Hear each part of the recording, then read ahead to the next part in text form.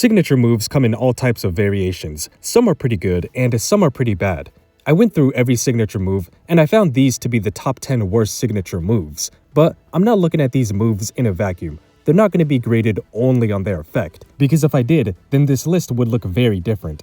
I took several variables into account which makes these moves the worst of the bunch, such as how good is this signature move, what type of role and movesets does the Pokemon that has this signature move typically run, and how good is that Pokemon that has this signature move, because if the Pokemon is not good, then you're less likely to use or come across its signature move. Some signature moves are pretty similar in what they do. For example, Trick or Treat and Forest Curse do the same thing, but they give the target a different type. So instead of having them occupy 2 spots on the list, I'm just going to be picking the worst version and go with that. In order to make it onto this list, the Pokemon must have a signature move as of Generation 9. If there is another Pokemon of a different species that has gained this move, then that move is no longer a signature move. So it must only belong to one Pokemon or one evolution line of Pokemon. If you enjoy content like this and you want to see more, then please consider like, sharing, and subscribing. And with that out the way, let's begin. Coming in at number 10, we have a 2-for-1. I know I said that I'm not going to do this, but because these two moves are extremely similar, they have to occupy the same spot,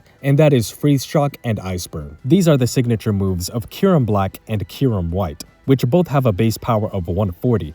However, don't let that high base power fool you into thinking that these moves are good. While powerful, the biggest drawback is that these are 2-turned moves. 2-turned moves are not reliable because they leave you vulnerable for a turn, allowing your opponent to get a free switch in, setup, or even just knock you out. Kyurem Black and Kyurem White are better off running Ice Beam or maybe even Icicle Spear instead. You'll attack both turns and deal more damage within those 2 turns. And to make matters even worse, it's not even guaranteed that these signature moves will hit, since they both have a 10% chance to miss. In competitive Pokemon, a 10% chance to miss is considered huge, so why would you want to run that unnecessary risk? They have a chance to inflict paralysis or burn, which sounds enticing, but that's not the reason you're using these moves. You're using these moves because you want to deal as much damage as possible, and if you want Kyurem to deal as much damage as possible, then it's like I said earlier, just use Ice Beam or Icicle Spear. They may not be as powerful, but the fact that they can be used in both turns means that you're gonna rack up more damage within those 2 turns. Now, you could give Kyurem a power herb, but are you really gonna waste your item just so that Kyurem can use these moves once per battle? Just give Kyurem a Life Orb, Choice Band, or Choice Specs. It's gonna be far more beneficial in the long run. At number 9, we have Klefki's signature move, Fairy Lock. What this move does is prevent the targets from switching out the next turn. It's a fairly useless move, but I can only think of a few situations when this might be useful. Let's say in a singles format, you give Klefki an eject button, so the turn you use Fairy Lock, you're banking on the opponent hitting you. That way, you can switch out into a more ideal matchup. Now you've pivoted yourself into a matchup where you can set up or attack, while your opponent is forced to deal with a non-ideal matchup. Or maybe in doubles, you don't want anyone switching out, and you're plotting something sinister, so you use this move. Aside from that, I can't think of another situation you would want to use this move. And it's not like only the opponent cannot switch out. Your Pokemon can also not switch out. So unless you have some type of strategy up your sleeve, this serves no purpose. On top of that, Klefki is a support Pokemon with the ability Prankster. So why would it want to waste a slot on Fairy Lock when it has better support moves? Thunder Wave to paralyze the opponents, Dual Screens to raise your defenses, Calm Mind to raise your special attack and special defense, and a Taunt to prevent the opponent from using status moves. There are a lot of instances where Fairy Lock shines, so it's best to avoid it.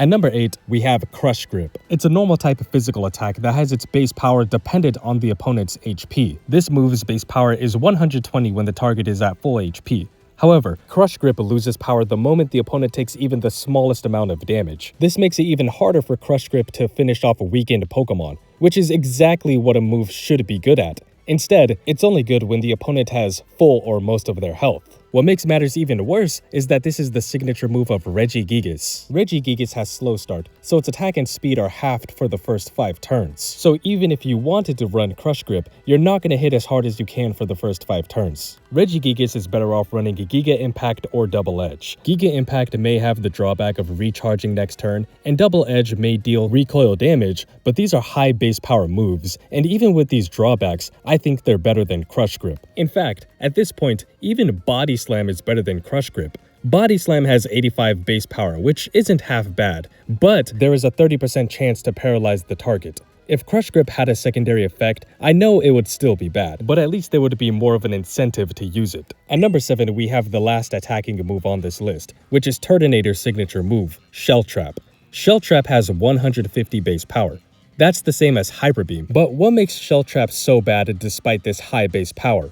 Well, for starters, Shell Trap has -3 priority, meaning this move is always going to move last unless the opponent is slower and has a -3 priority move they're using as well.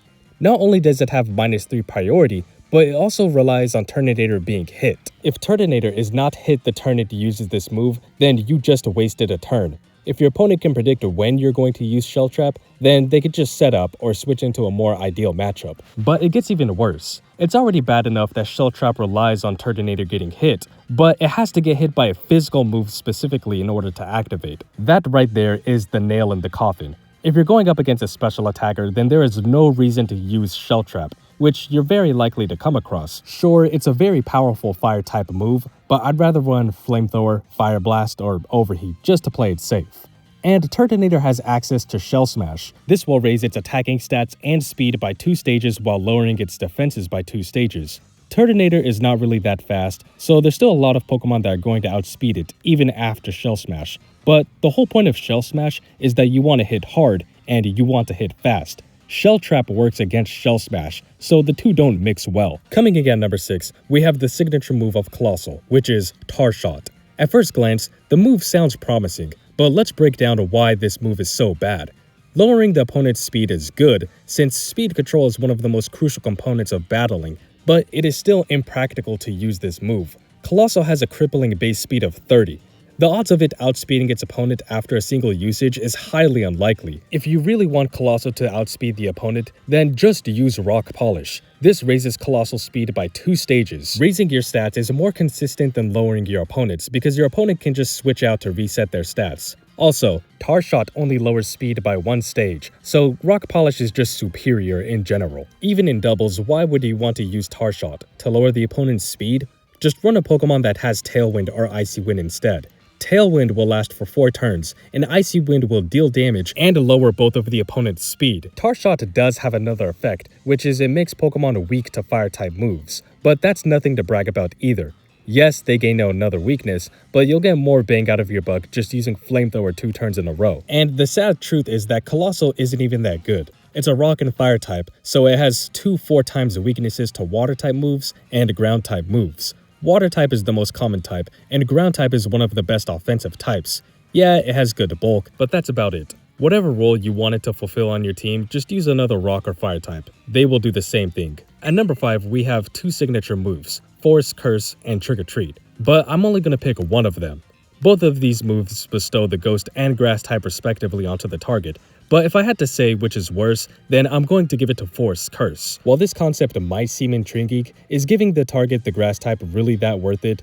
Grass has a lot of weaknesses, but it really goes to show how bad this move is. Even with that, it is just impractical for Trevenant to run. If you're using this move because you want to hit the target for super effective damage, then your options are very limited, because the only moves Trevenant can use to hit for super effective damage is Burning Jealousy, Poison Jab, and X-Scissor, none of which Trevenant has Stab to. And that's why I'm choosing this move over Trick or Treat, since Gorgas can at least make them a Ghost type and hit them for its Stab Ghost type moves. I guess in Generation 9, you can use this move on certain Pokemon to give them an 8x weakness, which might sound really cool at first, especially since you can Terrastalize Trevenant so that it can hit for stab damage, but most Pokemon with 4x weaknesses are pretty much going to go down in one shot. For all of that effort just for this is pretty lackluster. And when it comes to support moves, Will-O-Wisp or Leech Seed is just better. They negatively affect your opponent every turn, unlike Force Curse. Trevenant already doesn't see play, but even when it does, you're not going to see it running Force Curse. At number 4, we have Confide. This move was actually introduced in Generation 6 and was widely accessible as a TM, but for some reason, Game Freak made it the signature move for the Grimmsnarl line in Generation 8 onward. All Confide does is lower the target's special attack by 1 stage. We've already established that moves that only lower the opponent's stats are not really that worth it. The only one I might ever consider is one that lowers the opponent's speed, but outside of that, there really isn't much benefit in lowering their other stats. Why spend time doing that when you can set up your own Pokemon instead? It's far more beneficial. On top of that, Grimmsnarl already has access to another signature move, Spirit Break. It has 75 base power and is a fairy-type physical attacking move, with the guaranteed effect to lower the target's special attack by 1 stage. So it does the same thing as Confide and deals damage. Grimmsnarl has Prankster, so maybe you would want to use Confide over Spirit Break in some rare instances, but that's where you're wrong. Even with Prankster, Spirit Break is just better. This is because Grimmsnarl has Light Screen, which reduces the damage all of your Pokemon take from special attacking moves for the next 5 to 8 turns. Light Screen isn't the only move which makes Confide obsolete. Grimmsnarl also has Parting Shot, which will lower the special attack, and Grimmsnarl will switch out so that you can pivot into a more ideal matchup. Let's not forget that it can also use Taunt, Thunder Wave, Bulk Up, Reflect, and Trick. With such useful status moves at its disposal, Confide ranks very low on the totem pole when it comes to moves Grimmsnarl wants to use. We're now entering the top 3 worst moves, and coming in at number 3, we have Pyukumuku's signature move, Purify. This has to be one of the most underwhelming signature moves of all time. Purify cures the target's status condition, and when it does, Pyukumuku's health is restored. While this may sound situationally useful, it fails to synergize with Pyukumuku's role as a stall Pokemon. Pyukumuku relies on moves like Toxic to chip away at the opponent's health, and Recover and its ability Unaware to make sure it stays alive as long as it possibly can. However, using Purify actively works against this strategy, as it removes the very status condition Pyukumuku relies on to wear down foes. And let's say you're using this move because you want to heal Pyukumuku. Pyukumuku already has Recover, which is more reliable and it doesn't have to cure status. Furthermore, dedicating a move slot to Purify restricts its ability to carry other critical support moves. I can understand why Game Freak made this move. They wanted to make something more niche for doubles, but this move is useless for singles and doubles. It's still bad because Pyukumuku has base speed of 5. This Pokemon is so slow that the odds of it outspeeding outside of Trick Room are very unlikely. Additionally, stall Pokemon rarely see play in doubles, due to its passive nature and lack of offensive presence. On top of being a Pokemon you rarely will come across in doubles, even if you wanted to use it, you're not going to use Purify over other moves. The only time you might ever want to run this move is during a casual playthrough. But even then, doubles are rare enough in casual playthroughs, so you're probably never going to use this move. At number 2, we have Kinesis, the signature move for Alakazam, one of the most iconic Psychic-type Pokemon, which is known for its incredible special attack and speed. However, Kinesis is already a bad move, but it's terrible for a Pokemon like Alakazam. This is a Psychic-type status move which lowers the opponent's accuracy by 1 stage. On paper, this might sound useful, as reducing the accuracy can create opportunities for an opponent to miss key attacks. However, in practice, the effect is far too situational to justify using this move. Moves are best when they provide immediate damage or significant utility, and Kinesis offers neither. One of its biggest flaws is that it is inconsistent. Lowering accuracy does not guarantee that the opponent will miss. It's just that they have a chance to miss, rendering Kinesis unreliable in critical situations. Pokemon battles are often decided by consistency and efficiency, and relying on the opponent to miss an attack is a gamble. Another critical issue with Kinesis is its poor synergy with Alakazam. Alakazam is a glass cannon. It has sky-high special attack and speed, but its paper-thin defenses mean it can't take a hit. For Alakazam to succeed, it needs to hit fast and it needs to hit hard. Using Kinesis only forfeits a critical move slot, but also plays with the chance of being attacked, which it is unlikely to survive. To make matters worse, Kinesis suffers from an abysmal 80 accuracy.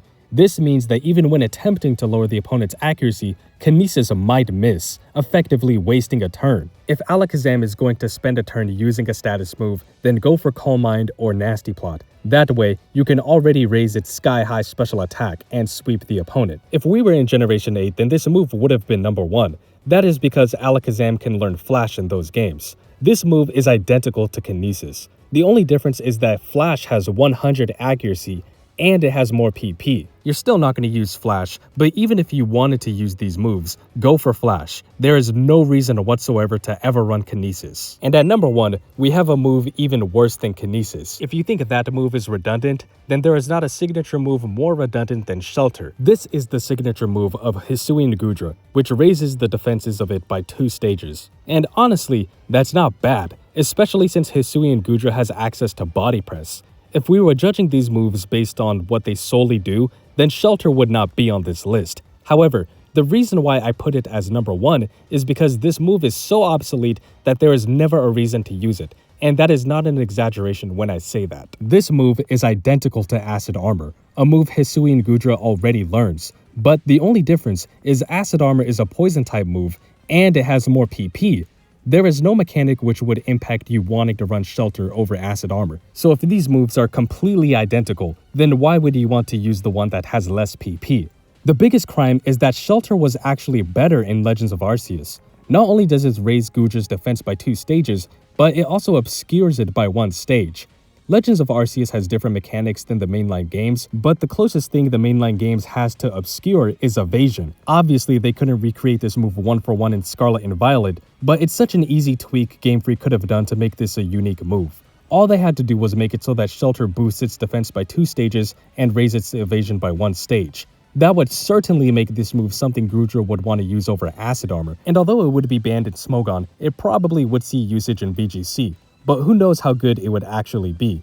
Double battles are a lot more aggressive and fast-paced, so it might not have the opportunity to set up. Maybe the reason Game Freak decided against this is because they thought it would be too powerful, and if that's the case, then why not just have Shelter raise its defense and evasion by 1 stage each?